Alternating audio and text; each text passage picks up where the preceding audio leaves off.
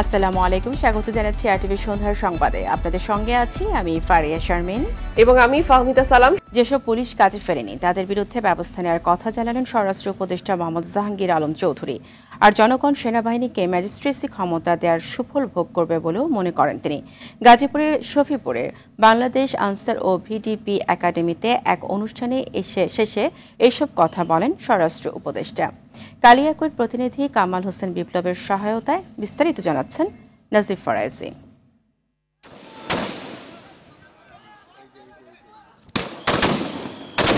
5ই August গণ অভ্যুত্থানের আগে বৈষম্য বিরোধী ছাত্র জনতার আন্দোলন দমাতে সবচেয়ে বেশি আক্রমণাত্মক ভূমিকায় ছিল পুলিশ। স্বৈরাচারী শেখ হাসিনা সরকারকে টিকিয়ে রাখতে পেশাদারিত্বকে জলাঞ্জলি দিয়ে মানুষের বুকে গুলি ছোড়ে বাহিনীটির কিছু সদস্য, যা গোটা পুলিশ বাহিনীকে কলঙ্কিত করে। গণ অভ্যুত্থানের পর গঠিত সরকার দেশের শান্তি শৃঙ্খলা রক্ষায় পুলিশ সদস্যদের কাজে যোগ দেওয়ার নির্দেশ দিলেও 187 জন সদস্য এখনো কর্মস্থলে অনুপস্থিত। তাদের সঙ্গে কোনো যোগাযোগও নেই। পুলিশ সদর দপ্তরের তথ্য মতে অনুপস্থিত পুলিশ সদস্যদের মধ্যে একজন ডিআইজি, অতিরিক্ত ডিআইজি 7, পুলিশ সুপার 2, অতিরিক্ত পুলিশ সুপার 1, সহকারী পুলিশ সুপার 5 এবং 5 পুলিশ পরিদর্শক রয়েছে। স্বরাষ্ট্র উপদেষ্টা জানান, আইন শৃঙ্খলা বাহিনীর যেসব সদস্য এখনো কাজে যোগ দেননি তারা অপকর্মে জড়িত। এখনো জয়েন করে নাই, তাদের আর জয়েন করতে দেওয়া হবে না এবং তাদের ক্ষেত্রে ডিসিপ্লিনারি অ্যাকশন নেওয়া হবে। তাদের থেকে কোনো ধরনের তাদের মাফ করা হবে না। তারা হয়তো এর ভিতরে কিছু কিছু আছে তারা বিভিন্ন অপকর্মের সাথে জড়িত, এই জন্যই তারা জয়েন করেনি। যথা ভালো তারা সবাই জয়েন করে গেছে, আর যারা জয়েন করে নাই তাদের সংখ্যা খুবই নগণ্য। জনসেবা ও আইন শৃঙ্খলা রক্ষার স্বার্থেই সেনাবাহিনীকে ম্যাজিস্ট্রেসি ক্ষমতা দেয়া হয়েছে বলে জানান স্বরাষ্ট্র উপদেষ্টা। এই ম্যাজিস্ট্রেট পাওয়ার দেওয়া হয়েছে জনগণের সুবিধার্থে। যেহেতু আপনারা দেখছেন সেনাবাহিনী অনেক দিন যাবতেই কিন্তু মাঠে আছে, মানে তাদের তো একটা ক্ষমতার ভিতরে কাজ করতে হবে। প্লাস আমাদের অন্যান্য বাহিনী তো কিছু স্বল্পতা রয়ে গেছে, এটা পূরণ করার জন্য তো সেনাবাহিনী আমরা আনিছি। সেনাবাহিনীর সহায়তা পেতে জনগণের কোনো সমস্যা হবে না বলে মনে করেন স্বরাষ্ট্র উপদেষ্টা অবসরপ্রাপ্ত lieutenant general Mohammad Jahangir Alam Chowdhury. Nazif Faraizi, RTV, Dhaka. কর্মক্ষেত্রে অনুপস্থিত পুলিশ সদস্যদের পলাতক ঘোষণা করার পরামর্শ দিয়েছেন কবি, লেখক ও রাজনৈতিক বিশ্লেষক ফরহাদ মাজহার। দুপুরে জাতীয় প্রেস ক্লাবে জহুর হোসেন চৌধুরী হলে আয়োজিত আলোচনায় তিনি এ পরামর্শ জানান। ফরহাদ মাজহার বলেন, সেনাবাহিনীর ম্যাজিস্ট্রেসি ক্ষমতা ভালো লক্ষণ নয়, বরং পুলিশের সংস্কার জরুরি বলে মন্তব্য করেন তিনি। অন্তর্বর্তীকালীন সরকারকে রাষ্ট্র সংস্কারে জোর দেওয়ার তাগিদও দেন এই গবেষক।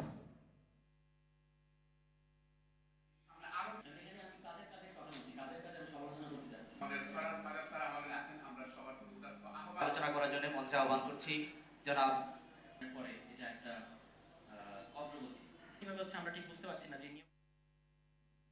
জননিরাপত্তা নিশ্চিতে সেনাবাহিনীকে ম্যাজিস্ট্রেসি ক্ষমতা দেওয়া হয়েছে বলে জানিয়েছেন তথ্য উপদেষ্টা নাহিদ ইসলাম। তিনি বলেন, কবি, সাংবাদিক ও সাংস্কৃতিক ব্যক্তিত্ব ছাড়া যারা ফ্যাসিস্টদের হয়ে গণহত্যায় উস্কানি দিয়েছে তাদের বিচারের আওতায় আনা হবে। দুপুরে সচিবালয়ের সমসাময়িক বিষয় নিয়ে ব্রিফিংয়ে এসব কথা বলেন তিনি। বিল্লাল হোসেনের রিপোর্ট। সচিবালয়ে চলচ্চিত্র সেন্সর বোর্ড ও জুরি বোর্ডের নবনির্বাচিত কমিটির সদস্যদের সঙ্গে মতবিনিময় শেষে সমসাময়িক বিষয় নিয়ে সাংবাদিকদের ব্রিফ করেন তথ্য ও সম্প্রচার উপদেষ্টা নাহিদ ইসলাম। উপদেষ্টা জানান, চলচ্চিত্রের সঙ্গে জড়িতদের দাবির প্রেক্ষিতে সেন্সর বোর্ড পুনর্গঠন করে চলচ্চিত্র সার্টিফিকেশন বোর্ড করা হচ্ছে। চলচ্চিত্র জগতের যারা আছেন তারা দীর্ঘদিন ধরেই সেন্সরশিপের বিরুদ্ধে কথা বলে আসতেছিলেন। সেন্সর সেই শব্দটিকে আমরা বাদ দিয়ে দিচ্ছি। বাংলাদেশ চলচ্চিত্র সার্টিফিকেশন আইন, সেই আইন অনুযায়ী আমরা দ্রুত সময়ের মধ্যে প্রজ্ঞাপন দিয়ে এই সার্টিফিকেশন বোর্ডটাকে পুনর্গঠন করব। সাংবাদিকদের বিরুদ্ধে হত্যা মামলা নিয়ে জানতে চাইলে নাহিদ ইসলাম বলেন, অভিযোগ না থাকলে মামলা থেকে অব্যাহতি দেয়া হবে, তবে যারা লেখনির মাধ্যমে গণহত্যাকে উস্কে দিয়েছে তাদের বিচার হবে। মামলাগুলো তো সরকার করছে না, বেশিরভাগই জনগণের জায়গা থেকে করছে। কেবলমাত্র সাংবাদিক পরিচয়, সাংস্কৃতিক ব্যক্তিত্ব বা কবি পরিচয়ের কারণে কিন্তু কেউ রেহাই পেয়ে যাবে না। এই ফ্যাসিজমের সাথে যারা জড়িত ছিল, এটার যারা বৈধতা উৎপাদনে কাজ করেছে তাদের লেখনীর মাধ্যমে, তাদের মতামতের মাধ্যমে জনমত তৈরি করেছে, গণহত্যার পক্ষে কাজ করেছে, উস্কানি দিয়েছে, তাদেরকে কিন্তু অবশ্যই বিচারের আওতায় আনা হবে। আইন শৃঙ্খলা পরিস্থিতি দ্রুত স্বাভাবিক করতেই সেনাবাহিনীকে ম্যাজিস্ট্রেসি ক্ষমতা দেওয়া হয়েছে বলে জানান তিনি। আমরা মূলত এই সময়টার মধ্যে আমাদের যে পুলিশ বাহিনীটা আছে সেটাকে সম্পূর্ণভাবে রিফর্ম করে আরও শক্তিশালী করে মানুষের আস্থার জায়গায় নিয়ে এসে তাদেরকে মাঠে ফিরিয়ে নিয়ে আসবো। এই কারণে মূলত এই সিদ্ধান্তটি নেওয়া হয়েছে। এদিকে জনপ্রশাসন মন্ত্রণালয়ের সিনিয়র সচিব মোহাম্মদ মুখলেসুর রহমান জানান, সেনাবাহিনী সিভিল প্রশাসন ও অন্যান্য বাহিনীর সঙ্গে সমন্বয় করে দায়িত্ব পালন করবে। বিল্লাল হোসেন, RTV, ঢাকা। বাণিজ্যের আড়ালে প্রায় 1000 কোটি টাকা পাচারের অভিযোগে সাবেক প্রধানমন্ত্রীর উপদেষ্টা সালমান এফ রহমান সহ 28 ব্যক্তির বিরুদ্ধে 17টি মামলা করেছে ক্রিমিনাল ইনভেস্টিগেশন ডিপার্টমেন্ট CID। এদিকে লালবাগ, বাড্ডা ও আতাবর থানায় আরও কয়েকটি হত্যা মামলায় সালমান এফ রহমান ও সাবেক মন্ত্রী আনিসুল হক, সাবেক প্রতিমন্ত্রী জুনায়ন আহমেদ পলক ও বিচারপতি শামসুদ্দিন চৌধুরী মানিককে কারাগারে পাঠিয়েছে আদালত। বিস্তারিত মাইদুর রহমান রুবেলের রিপোর্টে। দফায় দফায় রিমান্ড শেষে কারাভোগ করছেন বিগত সরকারের মন্ত্রীসহ বেশ কয়েকজন গুরুত্বপূর্ণ ব্যক্তি। আইনের লোকের বেআইনি কর্মকাণ্ডের দায়ে তাদের এই কারাবাস। নতুন মামলায় গ্রেফতার দেখাতে দুপুরে কারাগার থেকে ঢাকার চিফ মেট্রোপলিটন ম্যাজিস্ট্রেট আদালতে তোলা হয় তাদের। উভয় পক্ষের শুনানি শেষে মেট্রোপলিটন ম্যাজিস্ট্রেট জাকি আল ফারাবি তাদের জেল হাজতে পাঠানোর আদেশ দেন। শামসুদ্দিন চৌধুরী মানিককে সোনেশ দেখানো হয়, আব্দুল্লাহ মামুন, জুনায়েদ হোসেন পলক, সালমান এফ রহমান এবং আনিসুল হককে সোনেশ দেখানো হয়। এর আগে কয়েকটি মামলায় গ্রেফতার হয়ে রিমান্ডে ছিলেন সালমান এফ রহমান ও আনিসুল হক, যে কারণে পুলিশের পক্ষ থেকে চায়নি রিমান্ড। তাদের আইনজীবীরা বলেন, নতুন করে আর কোনো তথ্য তাদের কাছ থেকে পাওয়া যাবে না। কাউকে নির্দেশনা দিয়েছে কিনা এরকম কোনো ভিকটিম বা ব্যক্তিকে পাওয়া যায় নাই, কারো স্টেটমেন্ট পাওয়া যায় নাই যে তারা বলেছে হ্যাঁ ওনারা আমাদেরকে নির্দেশ দিয়েছে আন্দোলন ঠেকানোর জন্য। ইতিপূর্বে ওনাদেরকে বিভিন্ন মামলায় রিমান্ডে নেওয়া হয়েছে, একাধিকবার জিজ্ঞাসাবাদ করা হয়েছে। এই নতুন করে ওনাদের কাছ থেকে তথ্য পাওয়ার আর কোনো কিছুই নেই, এগুলো জাস্ট হয়রানি করার জন্য ওনাদেরকে সোনেশ দেখানো হচ্ছে। এছাড়া সাবেক প্রতিমন্ত্রী জুনায়েদ আহমেদ পলক এবং সাবেক IGP চৌধুরী আব্দুল্লাহ আল মামুনকে নতুন মামলায় গ্রেফতার দেখিয়ে পাঠানো হয় কারাগারে। সিলেট থেকে জামিন নিয়ে ঢাকায় ফেরার পর পুনরায় গ্রেফতার হলে প্রথমবারের মতো ঢাকার আদালতে তোলা হয় আপিল বিভাগের সাবেক বিচারপতি শামসুদ্দিন চৌধুরী মানিককে। যে অভিযোগ করা হয়েছে শামসুদ্দিন চৌধুরী মানিকের, এই অভিযোগগুলি কোনোভাবেই সঠিক না। যে ওনাকে যদি এই মামলায় সম্পৃক্ত করা হয় তাহলে জুডিশিয়ালের প্রতি এবং আইনের প্রতি মানুষের শ্রদ্ধা হারাবে। বৈষম্য বিরোধী ছাত্র আন্দোলনে মোহাম্মদপুরে অটোরিকশা চালক মোহাম্মদ রনিকে গুলি করে হত্যার ঘটনায় করা মামলায় কুষ্টিয়া 4 আসনের সাবেক সংসদ সদস্য সেলিম আলতাফ জর্জের 3 দিনের রিমান্ড মঞ্জুর করেছে আদালত। এবং আওয়ামী নেতা কর্মীরা সেখানে দেশীয় অস্ত্রশস্ত্র সহ পুলিশের সঙ্গে উপস্থিত থেকে গুলি চালায়।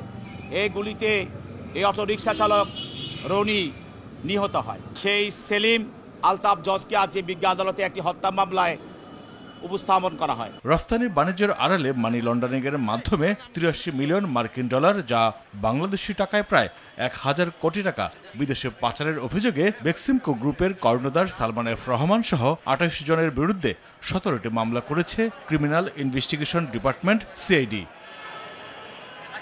মাইদুর রহমান রুবেল, RTV, ঢাকা।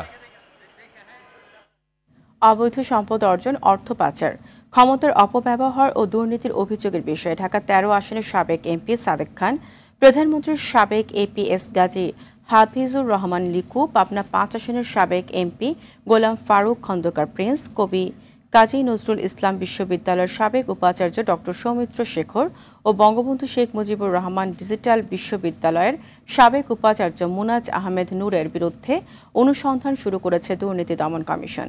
তাদের বিরুদ্ধে প্রাথমিক অনুসন্ধানে অভিযোগ প্রমাণ হওয়ায় দুদকের কমিশন সভায় তদন্তের সিদ্ধান্ত নেওয়া হয়েছে।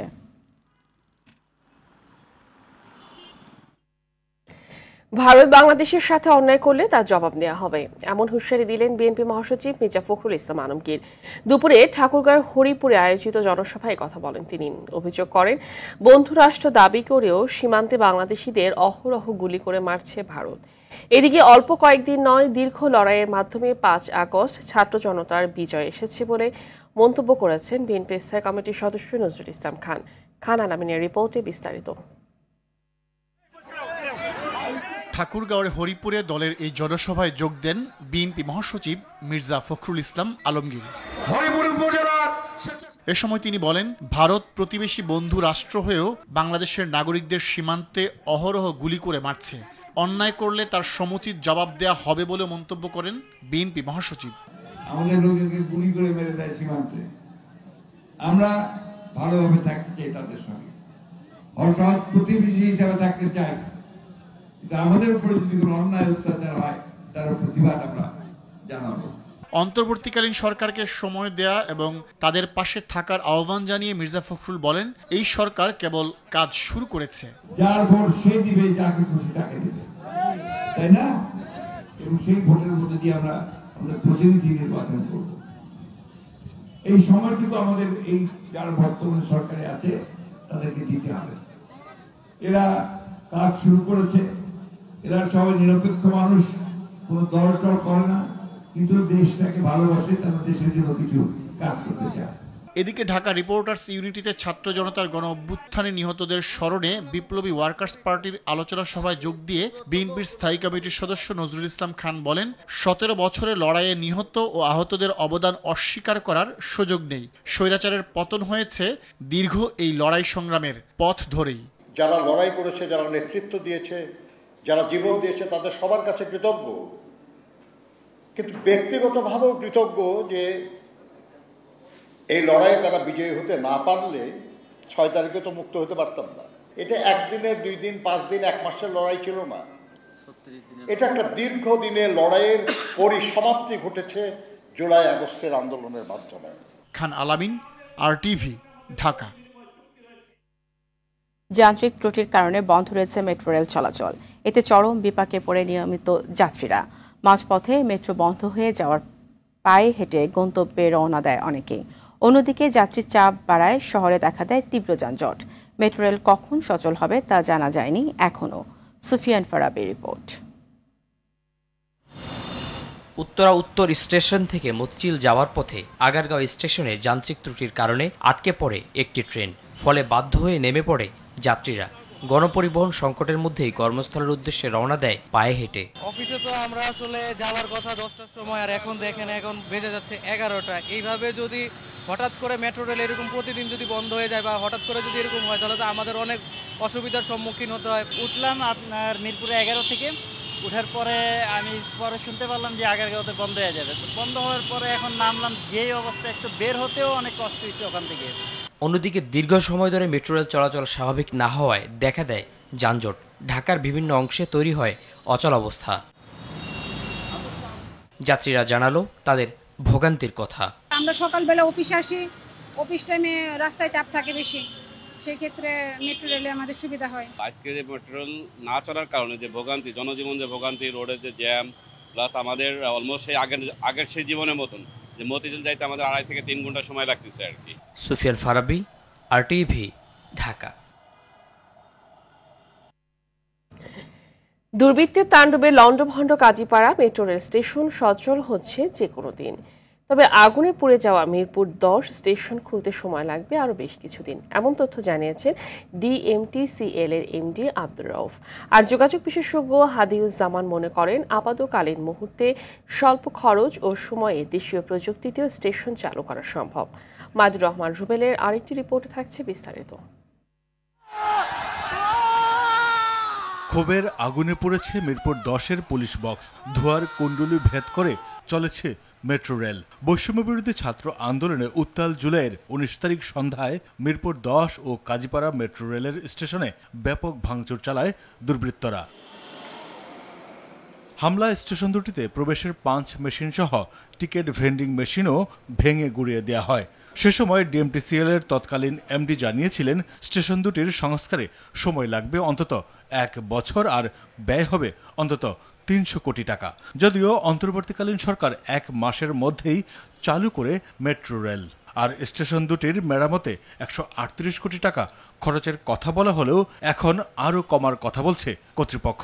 ওটা বলা হয়েছিল আগে, আমরা কিন্তু ওই অবস্থানে এখন নাই। কমবে আমাদের অবস্থানটা কমিটি, ওটা তো একটা প্রাইমারি এস্টিমেট করেছিল। 7 দিনের মধ্যে আমরা একটা পিকচার পাবো, কতটা রিপেয়ার হবে, কোনটা পুরো বদলাতে হবে, তখন এই রেট গুলোর বিষয়টা জানা যাবে। আমাদের সিস্টেমগুলো কাজীপাড়াতে যেভাবে নষ্ট হয়েছে তার অনেক বেশি নষ্ট হয়েছে মিরপুরে। কমানোর জন্য সব চেষ্টা চলছে। আমরা সরকারের যে অনুসৃত নীতি যতটা ব্যয় সাশ্রয় করা যায়। বন্ধ থাকা স্টেশন দুটি সংস্কার করে চালুর উদ্যোগ নিয়েছে কর্তৃপক্ষ। সব কাজ শেষ, কাজীপাড়া স্টেশন চালু এখন সময়ের ব্যাপার মাত্র। তবে বেশি ক্ষতিগ্রস্ত হওয়ায় মিরপুর 10 স্টেশন চালু হতে আরো কিছুদিন সময় লাগবে বলে জানান নতুন এমডি। আমাদের উপদেষ্টা আমাদের মুখ থেকে আসবে আশা করতে কাজীপাড়ারও কাজ শেষ পর্যায়ে আছে, কালকের মধ্যে শেষ হয়ে যাবে আশা করতে। আজকে ওনাদের নলেজ দেই যে আমরা অলমোস্ট রেডি, সর্বোচ্চ চেষ্টা চলছে দ্রুত সময় চালু করার জন্য। এদিকে যোগাযোগ বিশেষজ্ঞ ডক্টর হাদিউজ্জামান মনে করেন স্টেশন দুটি চালু করা তেমন জটিল কিছু নয়। সদিচ্ছা থাকলে দেশীয় প্রযুক্তি ও ব্যবস্থাপনাতেই দ্রুততম সময়ে চালু করা সম্ভব ক্ষতিগ্রস্ত স্টেশন দুটি। বিশেষ করে সিগন্যাল পয়েন্টস এবং কমিউনিকেশন সিস্টেম যদি এটা ক্ষতিগ্রস্ত না হয়ে থাকে, অর্থাৎ ট্রেন পরিচালনা যদি কোনো ধরনের এখানে নিরাপত্তা বা নিরাপদের কোনো ঘাটতি তৈরি না হয়, সেক্ষেত্রে বিকল্প ব্যবস্থা রেখে কিন্তু চালু করা উচিত। কাজীপাড়ার পাশাপাশি মিরপুর 10 যে স্টেশনের কথা বলা হচ্ছে, সেখানে লোকাল প্রযুক্তি, লোকাল যন্ত্রাংশ এবং লোকাল টেকনিশিয়ানদের দিয়েও যতটুকু সম্ভব এটাকে সংস্কার করে যত দ্রুত সম্ভব চালু করতে হবে। ঠিক করতে যে ব্যয়ের কথা বলা হচ্ছে সেটাও কিন্তু এত বেশি লাগবে না, কারণ আমার নতুন করে ডিজাইনের এখানে কিন্তু দরকার নাই। তো আমরা যে জিনিস আসলে নিজেরা মেনটেনেন্স করতে পারবো না বা আমাদের নিজেদের সক্ষমতা নাই, সেই ধরনের জিনিস আসলে করার পক্ষে আমি কিন্তু না। আগের সরকার ও মেট্রো রেল ব্যবস্থাপনার দায়িত্বে যারা ছিলেন তারা শুধুমাত্র নতুন প্রজেক্ট আর কমিশন লাভের আশায় খরচ বাড়ানো ও সময় ক্ষেপণের চেষ্টা চালিয়েছিলেন বলে মনে করেন এই বিশেষজ্ঞ। মাইদুর রহমান রুবেল, RTV, ঢাকা। অন্তর্বর্তীকালীন সরকারের নিতে যাওয়া উন্নয়ন ও সংস্কার প্রকল্পে দাতা সংস্থাগুলো হাত খুলে অর্থ সহায়তা দিতে যাচ্ছে, এমনটা জানিয়ে পরিকল্পনা উপদেষ্টা বলেছেন লুটপাটের উদ্দেশ্যে নেওয়া রাজনৈতিক মদতপুষ্ট প্রকল্প বাদ দিয়েছে সরকার। দুপুরে একনিক সভা শেষে NEC সভাকক্ষে তিনি বলেন, অষ্টম পঞ্চবার্ষিকী পরিকল্পনা স্থগিত করা হয়েছে। অন্তর্বর্তীকালীন সরকারের প্রথম একনিক সভায় 1222 কোটি 14 লাখ টাকা ব্যয়ে 4টি প্রকল্প অনুমোদন দেওয়া হয়। সেলিম মালিকের রিপোর্ট। স্বৈরশাসক শেখ হাসিনা সরকারের পতনের পর অন্তর্বর্তীকালীন সরকারের দায়িত্ব নেওয়ার 1 মাস বেশি সময়ের পর অনুষ্ঠিত হল প্রথম একনেক সভা। প্রধান উপদেষ্টা ডক্টর মোহাম্মদ ইউনূসের সভাপতিত্বে উপদেষ্টার কার্যালয়ে সভায় যাচাই বাছাই করে 4টি প্রকল্পের অনুমোদন দেওয়া হয়। নিজেদের বিশেষজ্ঞ বাইক থেকে যদি নিয়োগ করতাম। সভা শেষে পরিকল্পনা উপদেষ্টা জানান, এবার নিজেদের গ্যাসের সরবরাহ বাড়াতে পাইপলাইন উন্নয়নে প্রকল্প নেওয়া হয়েছে। পাইপটা মানসম্মত কিনা, এখানেই এইসব জায়গাতেই গন্ডগোলটা হয়। এই পাইপলাইনটা মানসম্মত কিনা এটা যাতে সবসময় যাচাই বাছাই করা হয়, এই নজরদারিগুলো থাকবে। তিনি বলেন, অন্তর্বর্তীকালীন সরকার নেওয়া প্রকল্পের অর্থায়নে প্রস্তুত আছে বৈশ্বিক সংস্থাগুলো। হিমাগারে অনেক প্রকল্প, বহু বছর আগের প্রকল্প পর্যন্ত পড়ে আছে এবং আমাদের দাতা সংস্থা এখন আমাদেরকে তো সাহায্য করতে যাচ্ছে। বিশ্ব ব্যাংক বলছে যে আমাদের $1 বিলিয়ন পরিমাণের প্রকল্প, তার মধ্যে $1 বিলিয়ন তারাই দিচ্ছে আর হয়তো স্থানীয় সংস্থা। রাজনৈতিক মদতপুষ্ট প্রকল্প কাটছাট ও নতুন প্রকল্প নেওয়ার আগে নিবিড়ভাবে যাচাই বাছাই করা হবে। কিছু কিছু প্রকল্প একদম খুব সহজেই বোঝা যায় যেগুলো রাজনৈতিক উদ্দেশ্য প্রণোদিত এবং এগুলো দিয়ে খুব বেশি লাভ পাওয়া যাবে না। এগুলো আমাদের পরিকল্পনা কমিশনের কর্মকর্তারা অলরেডি বাছাই করে বাদ দিয়ে ফেলেছেন। অপচয় ও দুর্নীতি রোধে আমলাতান্ত্রিক জটিলতা কমাতেও সরকার কাজ করছে বলেও জানান পরিকল্পনা উপদেষ্টা। আমরা আমলাতান্ত্রিক জটিলতা নিশ্চয়ই কমাতে চাচ্ছি, তার মানে এই না যে যাচাই বাছাই কম হবে। কিন্তু সেলিম মালিক, RTV, ঢাকা। অবৈধভাবে ও প্রতারণার মাধ্যমে জাতীয় সংসদ নির্বাচন আয়োজন করার অভিযোগে চট্টগ্রাম আদালতে সাবেক 3 প্রধান নির্বাচন কমিশনার সহ 18 জনের বিরুদ্ধে রাষ্ট্রদ্রোহের মামলা হয়েছে। মামলার প্রধান আসামি 2014 সালে দায়িত্ব থাকা প্রধান নির্বাচন কমিশনার কাজী রাকিবউদ্দিন আহমেদ। এছাড়া 2018 ও 2024 সালে দায়িত্বে থাকা প্রধান নির্বাচন কমিশনার KM নুরুল হুদা এবং কাজী হাবিবুল আওয়াল সহ কমিশনের সচিব ও অন্য সদস্যদের আসামি করা হয়েছে। দুপুরে চট্টগ্রাম মেট্রোপলিটন ম্যাজিস্ট্রেট কাজী শরীফুল ইসলামের আদালতে এ মামলা দায়ের করেন জেলা বিএনপির সাবেক সাধারণ সম্পাদক ইকরামুল করিম। বাদীপক্ষের আইনজীবী কাফিল উদ্দিন জানান, সাবেক প্রধানমন্ত্রী শেখ হাসিনা ও আওয়ামী লীগের সাধারণ সম্পাদক ওবায়দুল কাদেরকেও মামলায় আসামি করা হয়েছে।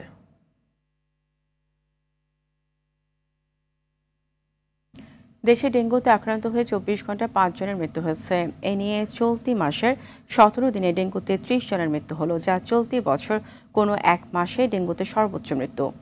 একই সময়ে আক্রান্ত হয়েছেন আরও 872 জন। মঙ্গলবার স্বাস্থ্য অধিদপ্তরের বিজ্ঞপ্তিতে তথ্য জানানো হয়। এদিকে মাসের শুরু থেকেই রাজধানীর হাসপাতালগুলোতে বাড়ছে ডেঙ্গু আক্রান্তের সংখ্যা। ঢাকার বাইরে থেকে চিকিৎসা নিতে আসছেন উল্লেখযোগ্য সংখ্যক রোগী। জ্বরসহ ডেঙ্গুর লক্ষণ দেখা দিলে সাথে সাথে নিকটস্থ হাসপাতালে যাওয়ার পরামর্শ চিকিৎসকদের।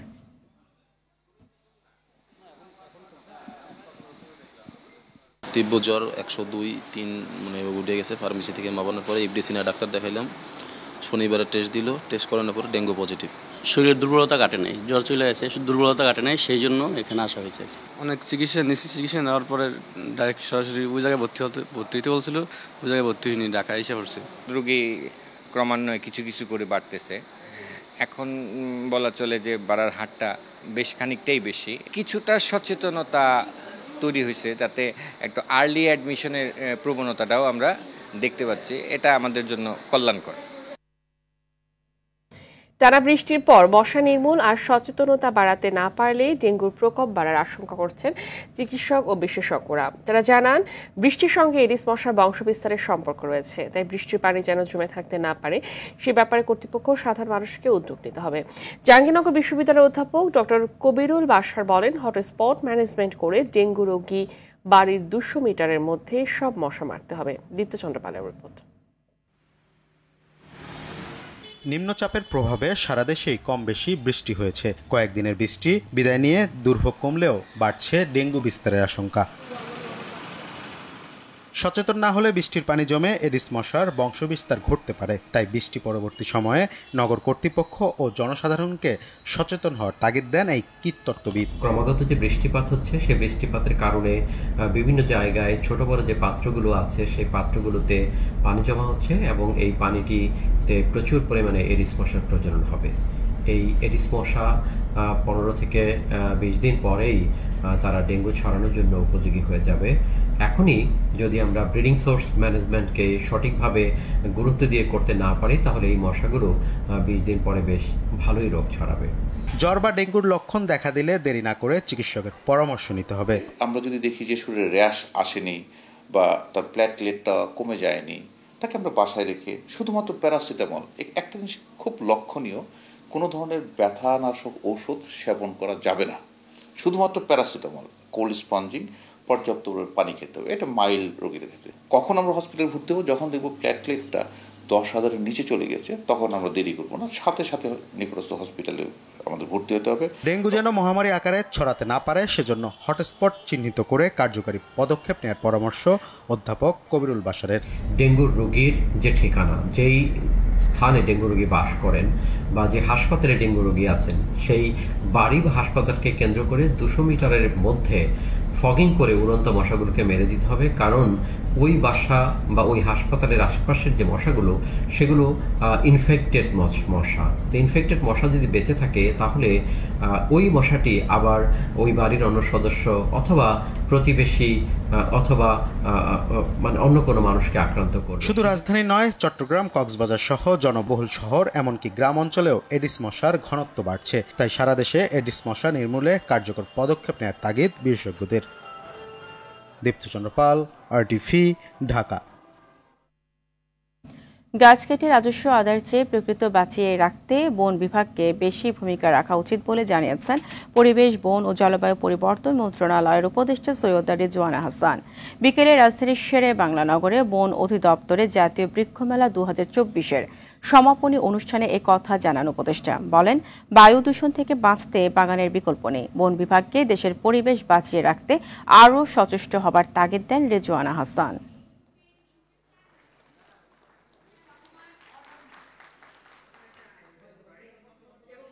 বনটা এবং সবুজটা তার মনস্তত্ত্বে ঢুকিয়ে দেওয়ার জন্য একটা ভূমিকায় দেখতে চায়। বাংলাদেশের মানুষ বন বিভাগকে কাঠের ব্যবসায়ী কিংবা গাছ কেটে রাজস্ব দেয়া প্রতিষ্ঠান হিসেবে কতটুকুন দেখতে চায় আমি জানি না। বরং বাংলাদেশটাকে সবুজ করলে, নগরায়নকে যদি আরবান ফরেস্ট্রি আমরা করতে পারি, এগুলো আমাদেরকে অনেক বেশি ক্রেডিট দেবে। আইসিটি সেক্টরে দুর্নীতি শুধু আর্থিক ক্ষতি করেনি, বাংলাদেশের ডিজিটাল উন্নয়নকেও বাধাগ্রস্ত করেছে বলে মনে করেন অরাজনৈতিক সংগঠন ৩৬ জুলাই ফোরাম।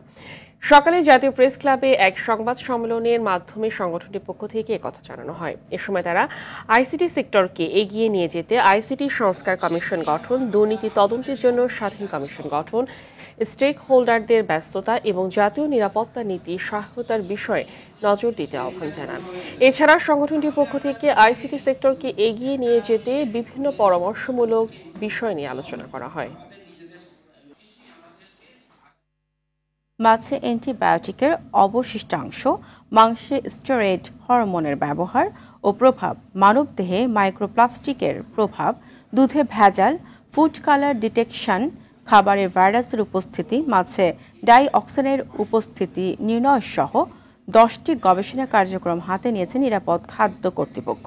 এই উপলক্ষে নিজস্ব কার্যালয়ে আয়োজিত সেমিনারে প্রধান অতিথি হিসেবে উপস্থিত ছিলেন বাংলাদেশ নিরাপদ খাদ্য কর্তৃপক্ষের চেয়ারম্যান জাকারিয়া।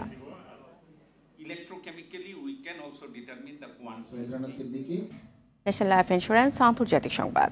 ভারতের মণিপুরে নতুন করে হামলা ও গোলাগুলির ঘটনা ঘটেছে। বুধবার রাজ্যের জেবিরাম জেলায় মেইতি সম্প্রদায়ের একটি গ্রামে আধুনিক অস্ত্রে সজ্জিত হয়ে কুকি বাহিনী হামলা চালায়। বিদ্রোহীদের হাতে আধুনিক অস্ত্র কিভাবে পৌঁছালো তা জানতে কমিটি গঠন করেছে রাজ্য পুলিশ। এদিকে ১.৫ বছরের বেশি সময় ধরে সংঘাতে জর্জরিত মণিপুর রাজ্যে শান্তি ফেরাতে রাজ্যের বিভিন্ন জাতিগোষ্ঠীর নেতাদের সঙ্গে সংলাপ শুরু করেছে নয়াদিল্লি। ভারতের স্বরাষ্ট্র মন্ত্রণালয় মঙ্গলবার এ তথ্য জানায়। গেল ১৬ মাস ধরে চলমান সহিংসতায় রাজ্যটিতে অন্তত ২২০ জন নিহত এবং ৫০,০০০ মানুষ বাস্তুচ্যুত হয়েছে।